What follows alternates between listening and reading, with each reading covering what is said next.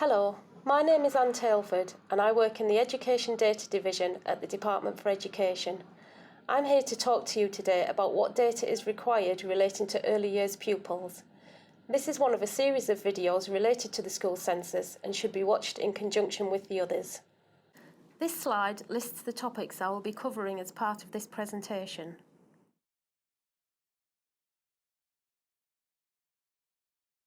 We are aware that schools providing early years provision are often unsure whether to include these children on the school census or early years census return.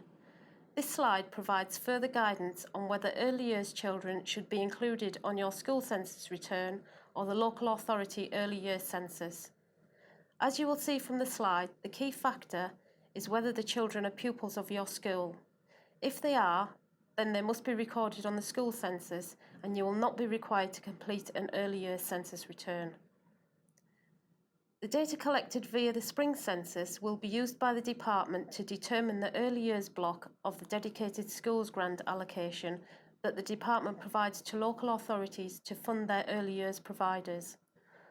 Although not used centrally by the department for funding allocations, funded hours from the autumn and summer census may be used locally by local authorities for funding early education.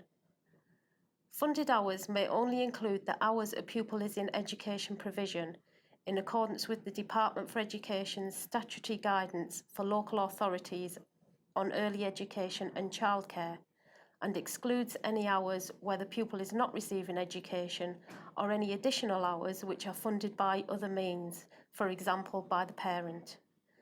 This slide shows the dates of birth of children for whom funded hours are required.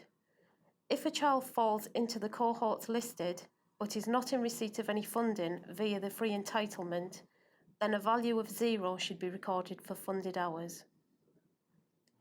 Extended childcare hours are collected for a subset of the same pupils and schools, that is, pupils who were aged 3 or 4 as at the 31st of August, for whom funded hours are collected. The data item is collected for pupils aged 3 and 4 who are in year groups E1, E2, N1 or N2 only and who have working parents with a valid 30-hour code. Where a child is in receipt of extended childcare hours, the maximum funded hours allowable is 15 hours. Schools must not include any hours funded under the Universal Entitlement for Free Early Education, as this is recorded separately under funded hours. The 30-hour code indicator is an 11-digit number that is required for pupils who claim extended childcare hours. As with the extended childcare hours field, it applies to pupils who were aged 3 and 4 at the 31st of August and in year groups E1, E2, N1 and N2 only. The code, once issued, remains fixed and refers to a single parent-child combination. Where a parent has 2 children, each child will have their own code. Hours at setting are collected for the same pupils and schools for whom funded hours are collected. This information will allow the department to monitor the hours attended for maintained settings on the same basis as private, voluntary and independent provisions. The Disability Access Fund indicator records for eligible pupils aged 3 and 4 the receipt of this funding. 3 and 4-year-olds will be eligible for this if they meet the following criteria. The child is in receipt of Child Disability Living Allowance and the child receives free early education. Further information on the Disability Access Fund is available in the Early Years National Funding Formula Operational Guidance. Children become eligible for early years pupil premium from the term following their 3rd birthday and retain this entitlement until they move from nursery, that is E1, E2, N1 and N2 year groups, into reception, when they become eligible for the school age pupil premium.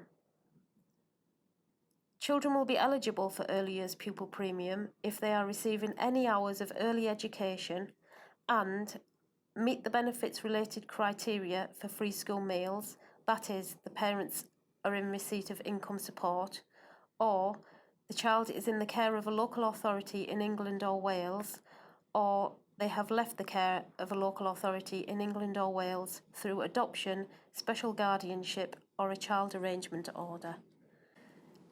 Pupils looked after by an authority in Northern Ireland, Scotland, and overseas will not qualify for the early years pupil premium and must not be recorded as adopted from care on the school census return. This slide shows the code set for the early years pupil premium or early years pupil premium basis of eligibility. It is expected that pupils who are eligible for the early years pupil premium due to the benefit criteria will use the code EE. Pupils who are eligible as they are in care or have left care via adoption will use code EO. Pupils who are in care, left care via adoption and also fit the benefit criteria will use code EB. This slide provides links which you may require before and during the live collection. More information about how to submit your census data to us, including details about what data is collected for each termly school census, can be found on the school census page. Please take some time to read these documents as they are designed to help you fulfil your statutory requirements and successfully complete and submit an accurate set of census data. In addition to the online documents, we also provide a data collection forum. The purpose of the forum is to provide a facility to allow customers to exchange ideas and good practice relating to specific data collections and related EDD systems, for example, Collect and School to School. You will require a username and password to access the forum. If you do not already have a username and password, or if you have any questions about the facility, please complete a service request form. I do hope you found this presentation helpful. Thank you.